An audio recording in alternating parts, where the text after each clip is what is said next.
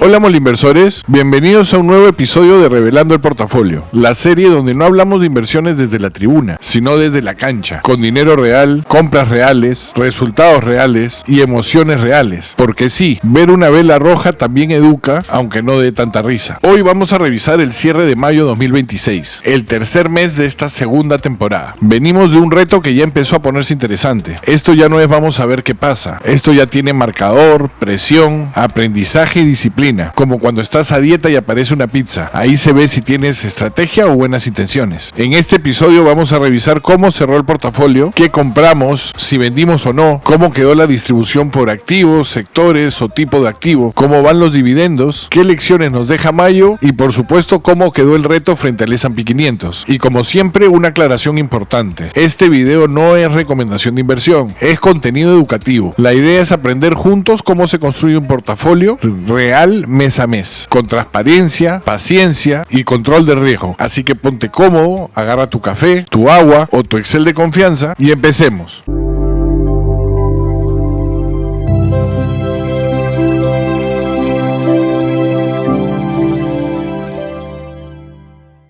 Arrancamos con el balance general. Esta lámina es como la radiografía del portafolio. No siempre es la parte más emocionante, pero es la que nos dice si el paciente financiero está sano, si respira bien o si hay que llamar al doctor de Wall Street. Al cierre de mayo, el portafolio muestra activos totales por $3,168.52. De ese total, una parte importante está en activo corriente, ¿no? 2.239.02, principalmente en caja, que es aquí donde tenemos el depósito para hacer las compras del mes de junio, en acciones de corto plazo y en las variaciones que van obteniendo esas mismas acciones. Y en la parte no corriente tenemos registrados a los ETFs, que es nuestra inversión de largo plazo. Esto nos muestra que el portafolio ya tiene una estructura más clara. No es solo efectivo esperando un destino, sino capital que ya está trabajando para nosotros. Por el lado del patrimonio, vemos un capital social de $2.900, capitalizaciones, los retiros que hemos hecho y la utilidad neta del mes, que esto se va a ir sumando a la utilidad no distribuida, que es lo que vamos a ir acumulando mes a mes, lo que venimos acumulando mes a mes, y variaciones son las variaciones que han tenido tanto los ETFs como las acciones, y se suma a lo que vendría a ser nuestra utilidad teórica. No es teórica mientras no la vendamos, por eso lo mantenemos en variaciones. Una vez que se ejecute, pasa a utilidad neta, y cuando pase el mes, se acumula en utilidades no distribuidas. Más o menos esa es la lógica del patrimonio. En sencillo, lo que podemos ver en el balance es que hemos venido aportando, comprando y dejando que el portafolio empiece a moverse. Todavía estamos en una etapa muy temprana, pero ya se ve una cartera más armada. En el estado de resultados, que lo vemos en esta parte de acá, tenemos ingresos por $4.12 sin costos ni gastos operativos y una utilidad neta de $3.09. Esta es obviamente después de impuestos, ya que hemos provisionado $1.03 para los impuestos. Y ahora todo lo que estamos viendo todavía puede sonar pequeño, pero este dato es importante porque confirma algo. El portafolio no solo depende de que las acciones suban, también empieza a generar ingresos. Estos $3 que se están generando no es porque las acciones hayan incrementado de valor, es el flujo que van generando las acciones. Y detrás de eso hay una idea clave para esta serie. Construir un portafolio no es solo mirar si hoy estamos verdes o rojos, es construir una máquina. Al inicio esa máquina parece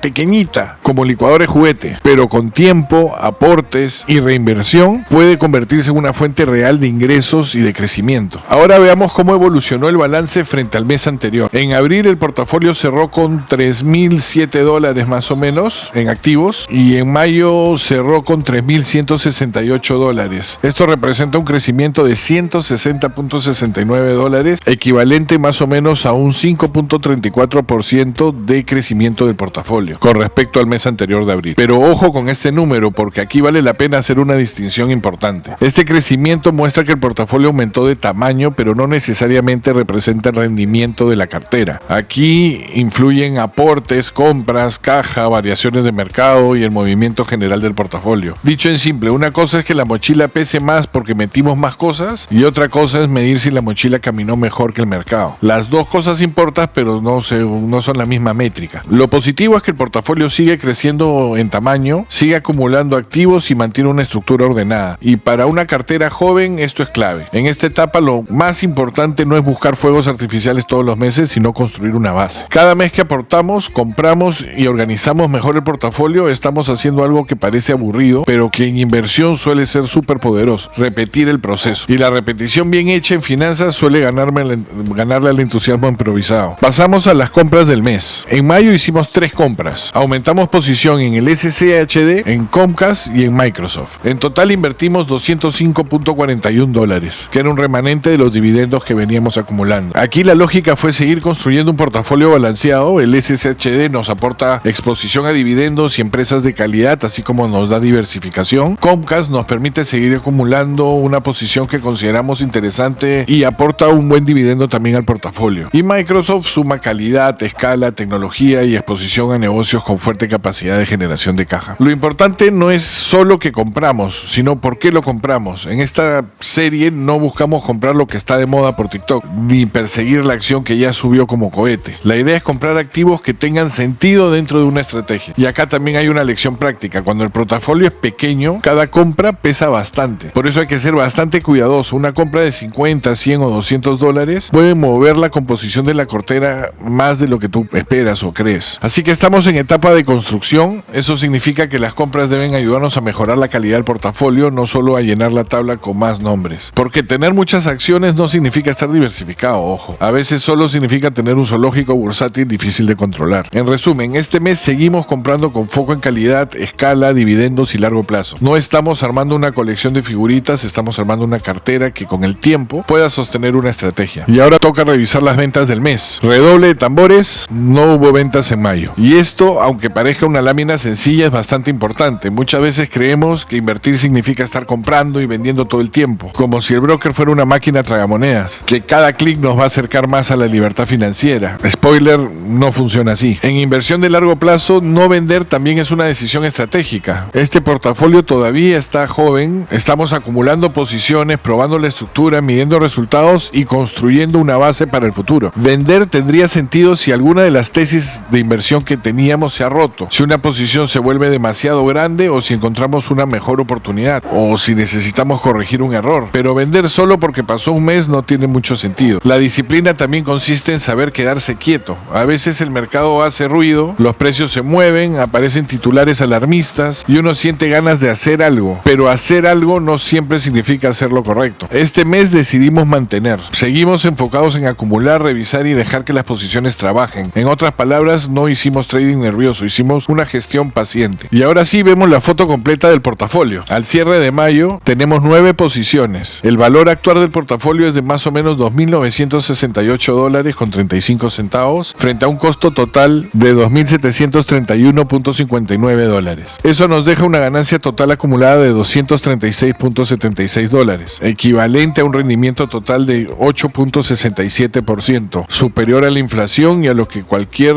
depósito en un banco te puede ofrecer. Las posiciones positivas ayudan a sostener el portafolio, mientras que las posiciones que están en rojo nos obligan a revisar si la tesis sigue vigente. Esa es la diferencia entre invertir y simplemente mirar colores. El verde no siempre significa todo está perfecto y el rojo no siempre significa sal corriendo. Aquí el trabajo es preguntarnos, ¿la empresa sigue teniendo sentido? ¿Los fundamentos se mantienen? ¿El peso en el portafolio es razonable? ¿Estamos cómodos con el riesgo? Si la respuesta es sí, una caída puede ser parte del camino. Si la respuesta es no, ahí sí toca revisar un poco con lupa. En conjunto, el portafolio mantiene una ganancia acumulada positiva y una mezcla de activos que empieza a mostrar cierta intención. Salud, ETFs, comunicación, tecnología, consumo e industriales. Todavía falta bastante camino por recorrer, pero ya no estamos frente a una simple lista de compras. Estamos frente a una cartera con cierta estructura. Y en esta lámina de distribución por activo vamos a ver cómo está distribuido el portafolio. La posición más grande es el BOO con aproximadamente 17.45% de participación del portafolio. Luego aparece United Health con 17.11%, después Comcast con 15.13%. También tenemos al SCHD, a Microsoft, a UNA, Target, Pfizer y UPS. Esta lámina es muy importante porque nos ayuda a responder una pregunta clave. ¿Estamos demasiado concentrados en alguna posición? Y por ahora ninguna posición supera el 20% del portafolio. Eso nos da cierto margen de tranquilidad. ¿Y por qué el 20%? Básicamente porque es una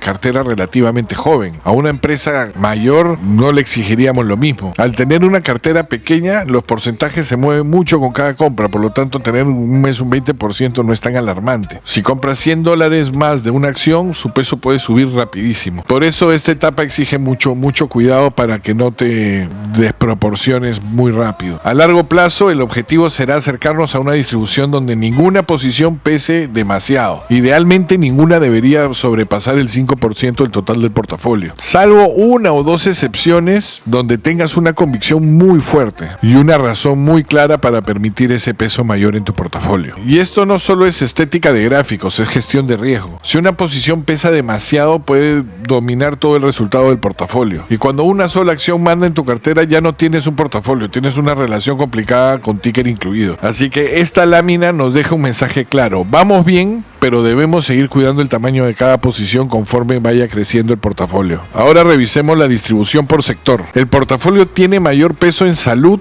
seguido por ETFs, comunicación, tecnología, consumo discrecional, industriales y consumo básico. Esta mezcla nos permite tener exposición a sectores defensivos, sectores de crecimiento y sectores más cíclicos. Salud suele ser un sector interesante porque muchas de sus empresas tienen demanda relativamente estable. La gente puede dejar de comprar algunas cosas en una crisis, pero la salud sigue siendo una necesidad básica. Por eso tener exposición a salud puede aportar, o más bien aporta, cierta estabilidad. Los ETFs, por otro lado, ayudan a diversificar de una forma súper sencilla. En lugar de depender de solo empresas individuales, los ETFs nos permiten participar en grupos más amplios de compañías. Es como no apostar todo al delantero estrella, sino también al mediocampista, al defensa y al arquero, a todo el equipo. Luego tenemos comunicación, tecnología, consumo discrecional e industriales, que aportan otro tipo de exposición más ligada a crecimientos, a ciclos económicos y a oportunidades de valorización en el activo. Esta lámina nos sirve para entender la personalidad del portafolio. No es una cartera ultra agresiva, pero tampoco es una cartera dormida. Tiene una mezcla entre estabilidad, ingresos y crecimiento potencial. Lo importante será seguir monitoreando que ningún sector se vuelva demasiado dominante, porque así como no queremos depender de una sola acción, tampoco queremos depender demasiado de un solo sector. La diversificación no es solo tener muchos nombres, es tener diferentes riesgos trabajando juntos. Pero aquí estamos manteniendo una proporción de 60% defensivo, 40% cíclico. No está mal. En esta lámina vamos a ver la distribución por tipo de activo. El portafolio está dividido aproximadamente en 80% acciones, 20% ETFs. En criptomonedas estamos en cero, porque por ahora este portafolio sigue enfocado en activos tradicionales. Vamos a tener a largo plazo, inclusive cada vez se está poniendo más interesante porque siguen bajando las criptomonedas, pero por el momento todavía no las tenemos. Las acciones individuales nos dan exposición directa a empresas concretas. Ahí podemos elegir compañías porque nos gustan los fundamentos, la valoración, los dividendos o el potencial de crecimiento. Pero también implica más riesgo específico porque si una sola empresa tiene un problema, lo sentimos directamente en nuestro portafolio. Los ETFs, en cambio, nos dan diversificación inmediata. No dependen de una sola empresa, sino de un grupo de activos. Eso ayuda a suavizar el riesgo y a construir una base más estable. Este 80-20 no es una regla escrita en piedra. Puede cambiar conforme avance la serie, crezcamos el portafolio y encontremos nuevas oportunidades. Pero por ahora nos permite mantener una mezcla razonable entre crecimiento potencial y diversificación. Valgan verdades, una mezcla de 80-20 es una mezcla agresiva dentro de nuestro perfil relativamente conservador. A la hora de elegir acciones, elegimos muy buenas acciones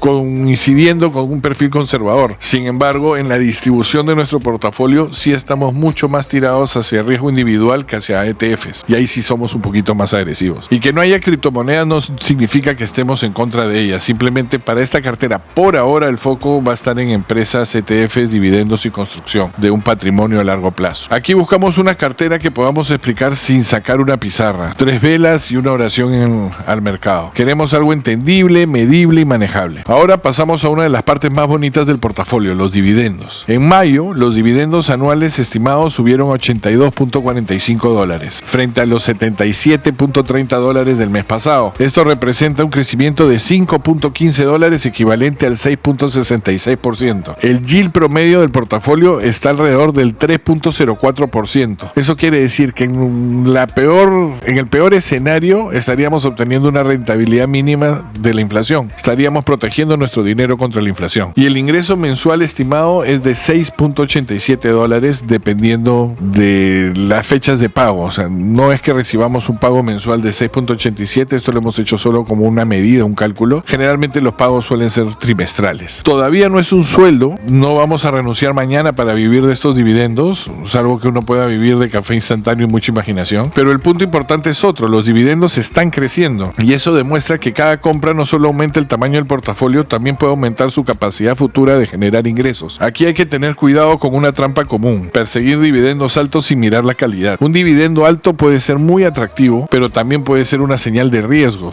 si la empresa no puede llegar a sostenerlo, ¿no? Por eso no buscamos solo un rendimiento, buscamos dividendos que tengan sentido dentro de empresas o ETFs razonables. Este portafolio todavía está en etapa inicial, pero ya empieza a mostrar el camino, generar ingresos pasivos poco a poco. La magia de los dividendos no está en el primer pago, está en reinvertir, acumular, dejar que el tiempo haga su trabajo y cobrar cada vez más dividendos. Es una gotera buena, al principio cae poquito, pero si la alimentas cada mes, algún día puede convertirse en una corriente bastante interesante. Y ahora vamos a la lámina de lecciones aprendidas, porque no solo queremos mostrar números, queremos convertir esos números en aprendizaje. Primera lección es que la paciencia construye valor en silencio. Aunque este mes no vendimos, el valor total del portafolio pasó de $2.802 a $2.968. A veces el mejor movimiento no es estar comprando y vendiendo como si el mercado fuera una licuadora, sino mantenerte pegado a tu plan. La segunda lección es el tamaño de cada posición. También eso es gestionar el riesgo. Hoy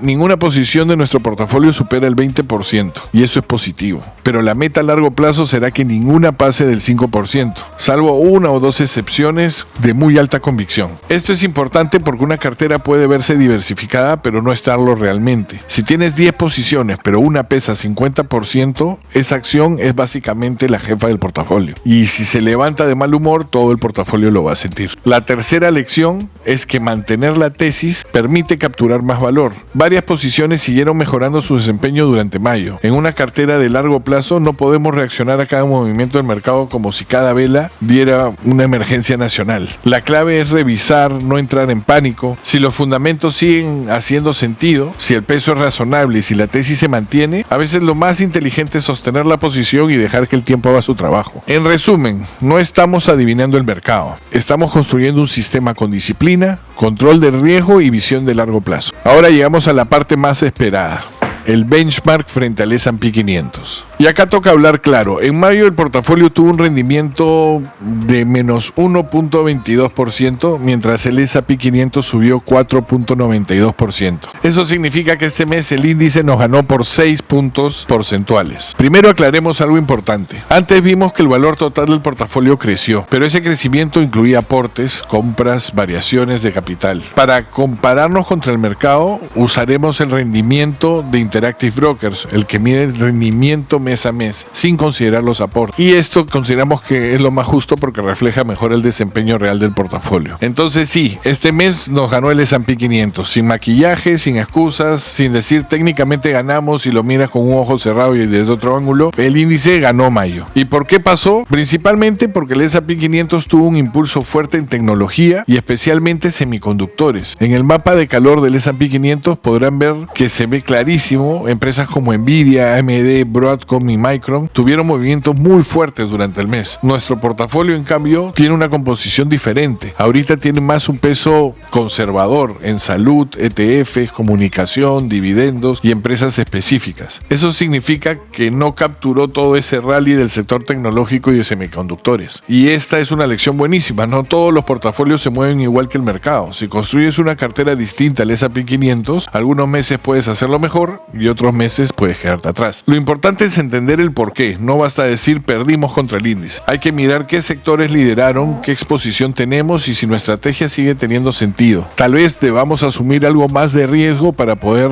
ganar o ponernos al día en este reto. En este caso el mensaje es claro. Mayo fue un mes donde el mercado premió mucho a sectores donde tenemos menos exposición. Nuestro portafolio no ganó la comparación, pero seguimos construyendo con una estrategia definida. Y con ese resultado actualizamos el score del reto. En marzo el portafolio Mol Inversiones ganó porque cayó menos que el S&P 500. Nuestro portafolio obtuvo menos 4.74, mientras que el S&P 500 cayó 6.61. No fue una victoria de fuegos artificiales, fue una victoria defensiva. Ambos caímos, pero nosotros resistimos mejor. En abril, el S&P 500 ganó con 9.89 de crecimiento, mientras nosotros cerramos con un crecimiento muy bueno también, pero no suficiente, de 7.60%. Ese mes ambos subimos, pero el índice corrió más rápido. Y ahora, en mayo, vuelve a ganar el S&P 500 con 4.92 frente a menos 1.22 del portafolio. Con esto, el marcador queda Mol Inversiones 1, S&P 500 2. Sí, el mercado va ganando,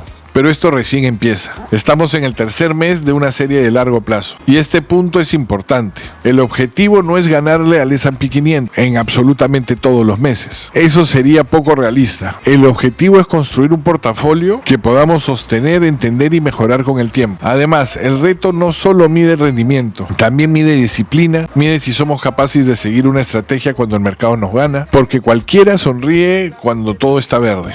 La verdadera prueba es cuando el mercado te saca ventaja y tú sigues revisando con cabeza fría. Esto es como una maratón financiera. Que alguien te pase en el kilómetro 3 no significa que perdiste la carrera. Significa que tienes que seguir corriendo con estrategia, no salir desesperado como si te persiguiera un oso bursátil. Esta lámina que viene de transparencia resume uno de los pilares más importantes de la serie. Todo lo que mostramos existe realmente en nuestro broker. Cada compra, cada resultado, cada posición y cada número está respaldado por datos reales. No estamos construyendo una cartera imaginaria en PowerPoint. Esto es dinero real. Por seguridad, algunos importes o datos sensibles pueden aparecer borrosos. Y esto es importante aclararlo. No es porque estemos escondiendo resultados, sino porque una cosa es ser transparente y otra muy distinta es dejar la puerta abierta con un letrero que diga bienvenido hacker, sírvase con café. La transparencia no significa mostrar absolutamente todo sin filtro. Significa mostrar lo relevante para que la comunidad pueda seguir el proceso, entender las decisiones y aprender los aciertos y errores. Ahora, el portafolio que hemos creado para la comunidad lo mostramos sin reparos, pero también tienen que entender que nosotros manejamos otras carteras y esas otras carteras merecen la discreción y privacidad del caso, ¿no? Entonces eso sí no lo mostramos y lo ponemos en borroso. Y aquí hay una idea que quiero reforzar. La confianza no se construye diciendo créame. La confianza se construye mostrando el camino, mostrando cuando el portafolio sube, cuando baja, cuando ganamos contra el índice y cuando el índice nos gana. Ese es el espíritu de esta serie, hacer lo que decimos y decir lo que hacemos. Hola, aquí José del futuro y como pueden ver, este es nuestro broker. Aquí tenemos las posiciones que le hemos hablado, dice exactamente lo que les hemos comentado. Acá están los $200 para las compras de junio y ahorita estamos manejando un portafolio de 7.178.10. Si ven alguna diferencia menor con la PPT es porque han transcurrido un mediodía mientras preparamos la presentación y cerró el mercado. Ahorita estamos fin de semana, está cerrado y puede haber variado un poquito, pero la diferencia debe ser mínima. Y estas son las posiciones ordenadas de mayor participación a menor participación: Comcast, BO, United, SCHD, Microsoft, Auna, Target, Pfizer, UPS, ¿no? Y tenemos la caja para las compras que vienen. Entonces, esto es total transparencia con ustedes y nos vemos. Cuídense. Y con esto cerramos el episodio de mayo. Este mes el S&P 500 nos ganó. El portafolio tuvo un rendimiento de menos 1.22%, mientras que el índice subió 4.92%. El marcador queda 2-1 a favor del S&P 500. Pero mayo también nos deja cosas positivas. El portafolio sigue creciendo en tamaño, los dividendos anuales estimados subieron a $82.45, seguimos acumulando posiciones y seguimos afinando la estrategia. Y sobre todo, seguimos aprendiendo, porque invertir no es ganar todos los meses. Invertir es tomar decisiones razonables, revisar resultados, corregir cuando toca y mantener disciplina cuando el mercado se pone más rápido que nosotros. Si te gustó este episodio, dale like, suscríbete y comenta. ¿Qué te pareció el resultado de mayo? ¿Qué posición te gusta más? ¿Cuál te preocupa de nuestro portafolio? ¿Qué empresa crees que deberíamos agregar o analizar para futuras compras? Gracias por acompañarnos en este reto real, con dinero real y resultados reales. Nos vemos en el próximo video o episodio de Revelando el Portafolio, porque la libertad financiera se construye con estrategia, paciencia y educación. Y recuerda, la mejor inversión siempre es en tu educación financiera. Warren Buffett te lo confirmó. Dormí tranquilo que eso funcionó. Así que unite a Mol Inversiones, donde se aprende sin presiones. Invertí con calma y con humor. Bienvenido seas Molinverso.